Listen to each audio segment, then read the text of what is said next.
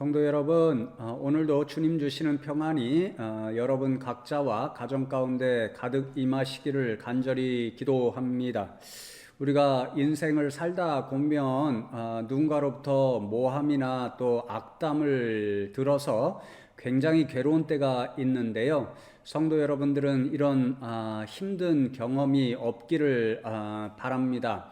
제가 목사로서 누군가로부터 모함을 받고 또 굉장히 좋지 않은 소리를 간접적으로 들어서 굉장히 힘든 때가 있었는데요. 한 번은 언젠가 노에서 연락이 왔습니다. 누군가로부터 김현수 목사가 소위 말하는 빨갱이인 것 같다, 공순산주의자인 것 같다, 이런 진정이 들어왔으니까 노에 와서 소명을 하라, 이런 소식을 들었습니다. 그 소식을 듣는데 정말 기가 막히고 엄청나게 속이 상했습니다. 제가 시찰이나 노예의 일을 잠깐 할 기회가 있었는데요. 조금 젊은 목사로서 좀 뭐랄까요, 그때까지 하던 일에 대해서 조금 대안적인 일들을 그렇게 이야기를 하는 때가 종종 있었습니다. 그 분들이 보기에는 굉장히 개혁적인 이야기를 한 것이라 이렇게 생각이 되었던 것 같습니다. 예를 들면 우리 각 교회에서 이제 시찰이나 노회에 회비를 내게 되어 있습니다. 그러면 보통 전례에 따르면 그런 회비나 경비를 가지고 선한 일, 좋은 일도 많이 하지만 많은 경우 목사님들이나 장로님들이 모여서 친목을 다지거나 심지어는 해외여행을 가는 그런 일들도 종종 있다는 것을 알게 되었습니다. 그래서 이제 시대가 시대인 만큼 그런 일을 좀 자제하고 그러한 경비를 아껴서 좀 어려운 교회를 좀 도와주었으면 좋겠습니다. 이런 제안들을 많이 했습니다. 그랬더니 여기저기서 김현수 목사 너만 똑똑하냐, 이런 이야기들이 간접적으로 들려오더라고요. 그러다 보니까 아마 일부 어떤 분들이 오해해서 제가 너무도 개혁적이다 그렇게 생각하시니까 김 목사는 공산주의자야, 빨갱이야, 이러한 오해를 하셨던 것 같습니다. 그래서 제가 노회에 불려 나갔는데요. 그렇게 물으시더라고요. 이렇게 진정이 들어왔는데 김현수 목사 진짜 공산주의자야? 이렇게 물으셔서요. 제가 굉장히 기분이 언짢아서, 제가 목사이고 하나님을 믿고 교회를 사랑하는 사람인데 하나님을 부정하고 또 교회를 미워하는 공산주의자가 어떻게 될 수 있겠습니까? 그렇게 반문을 드렸더니 아무도 재차 묻는 분이 없었고, 그래서 모함으로부터 어렵지 않게 벗어날 수가 있었습니다. 참 속이 상하는 경험이었다는 것을 지금 생각해봐도 그렇게 생각하게 됩니다. 성도 여러분에게는 이러한 일들이 앞으로도 없으면 좋겠습니다. 제가 제 자신의 그런 쓰디쓴 경험을 먼저 이야기했던 이유가 있습니다. 지금 시편 64편을 기록하고 있는 다윗이 매우 유사한 경험을 하고 있기 때문에 먼저 말씀을 드렸습니다. 1절 말씀을 보시면요, 하나님이여 내가 근심하는 소리를 들으시고 원수의 두려움에서 나의 생명을 보존하소서. 다윗은 하나님 앞에 그렇게 기도합니다. 지금 또다시 다윗은 엄청난 위험한 순간에 직면해 있다는 것을 1절로부터 알 수 있습니다. 다윗에게 원수가 있는데 다윗을 어떻게 해서든지 해치려고 하는 원수들입니다. 이로 인하여서 다윗은 다시 한번 근심하고 있고 생명을 잃을 수도 있다는 그런 생각 때문에 두려워 떨고 있습니다. 바로 그러한 상황에서 다윗은 다시 한번 하나님을 찾을 수밖에 없었고 하나님 앞에 나가서 간절히 부르짖으면서 하나님, 내 생명을 구원해 주십시오, 이렇게 기도하고 있습니다. 여러분, 이 다윗이 말하는 다윗의 원수들, 대적자들이 어떻게 지금 다윗을 굉장히 괴롭히고 있냐면요, 원수들의 직접적인 무기가 바로 말, 언어에 있다는 것을 본문을 통해서 알 수 있습니다.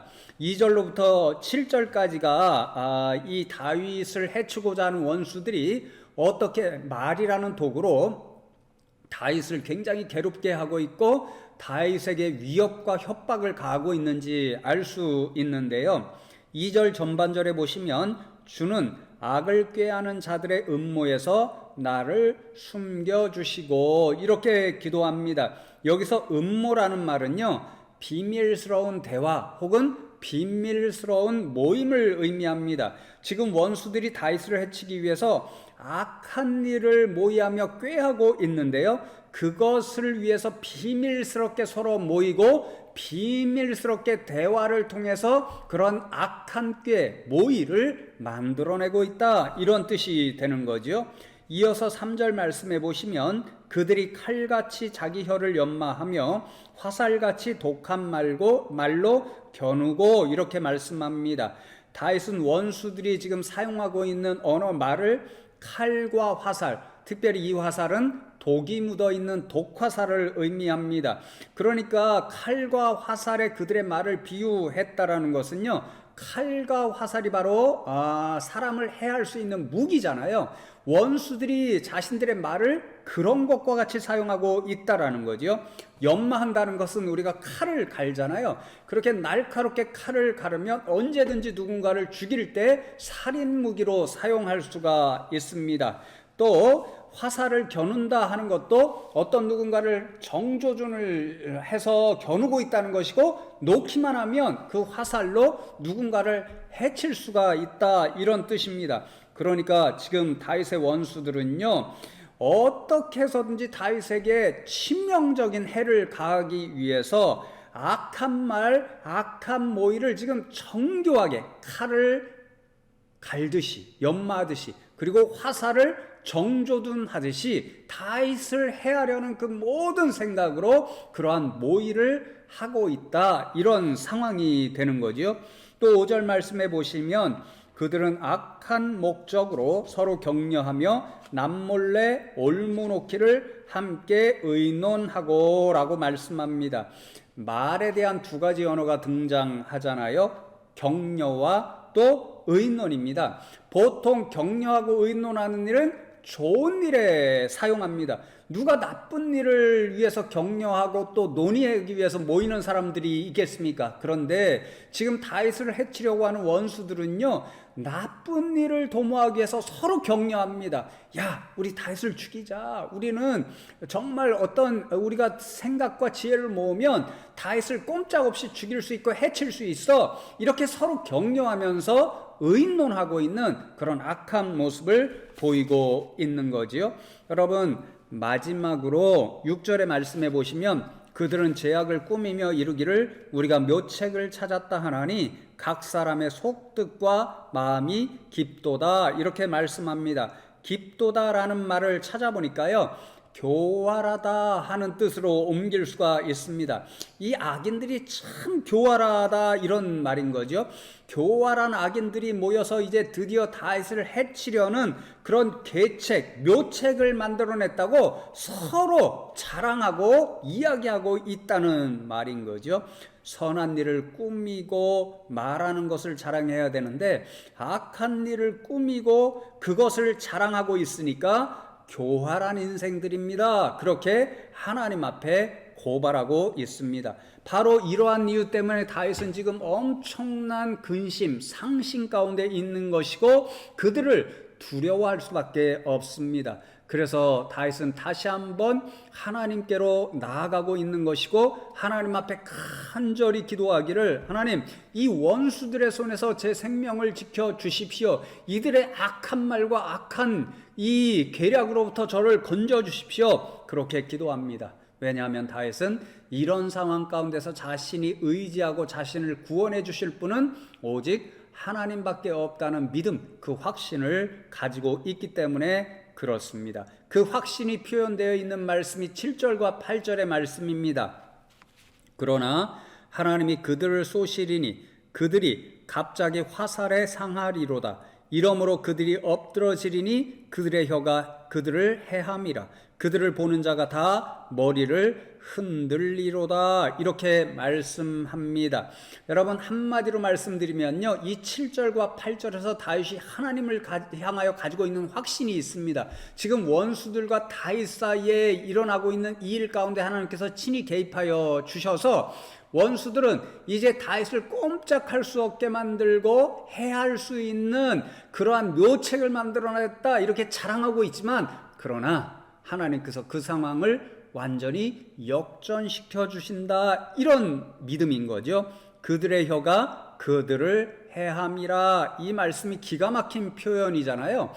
어떤 사람이, 그러니까 지금 다윗을 향하여 대적자들이 다윗을 꼼짝없이 만들고 죽이려고 만드는 묘책을 만들었습니다. 수많은 악한 말로 모의를 해서 만들어냈는데요, 그게 결국에는 다윗을 해치는 그런 모의와 말로 작용하는 것이 아니라 다윗을 해하려고 했던, 모의했던 원수들이 스스로 올무에 걸리는 그런 자신들의 말이요, 자신들의 계책으로 작용하게 되어 있다. 왜요? 하나님께서 그렇게 만들어 주실 것이기 때문에 그렇다 하는 믿음과 확신을 가지고 있는 거죠. 머리를 흔든다 말은요, 조롱한다는 뜻입니다. 그러니까 사람들이 봤을 때 다윗을 해하려고 온갖 악한 말로 모의를 하고 계략을 만들어내고 자랑했던 원수들이요, 하나님의 개입에 의해서 거짓이 드러나고 진실이 드러나서 오히려 다윗이 아니라 악한 자들이 망하게 되어 있습니다. 그러니까 그 악한 자들의 망함을 보고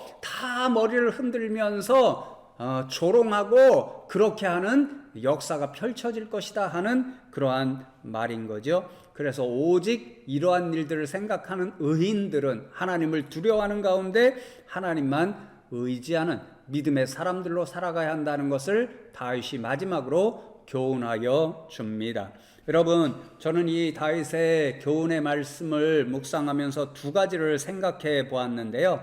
하나는 우리가 다 인정하고 성경의 수많은 곳에서 우리에게 교훈하고 있듯이 우리가 이 입술로 내어뱉는 말이 엄청나게 중요한 힘을 갖고 있다라는 거죠.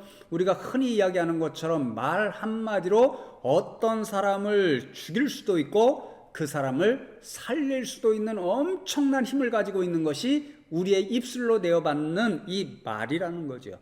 그러니 하나님을 믿는 사람들은요, 언제나 누군가를 살리는 말, 누군가에게 용기를 주는 말, 누군가를 특별히 코로나 때에 위로하여 세워주는 말, 이런 아름다운 말을 사용해야 하는 사람들이 믿음의 사람들이구나 하는 깨달음 교훈을 얻었습니다.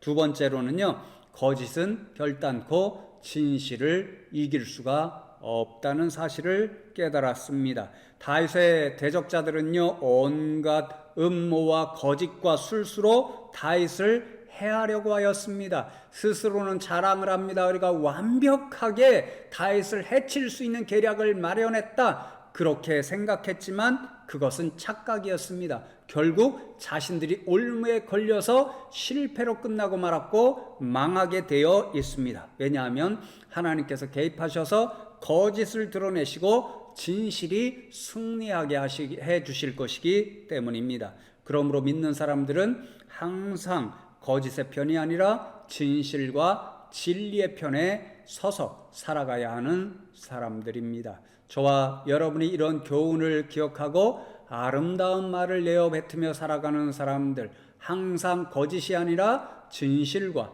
진리의 편에 서는 믿음의 사람들로 살아가기를 주님의 이름으로 축복합니다.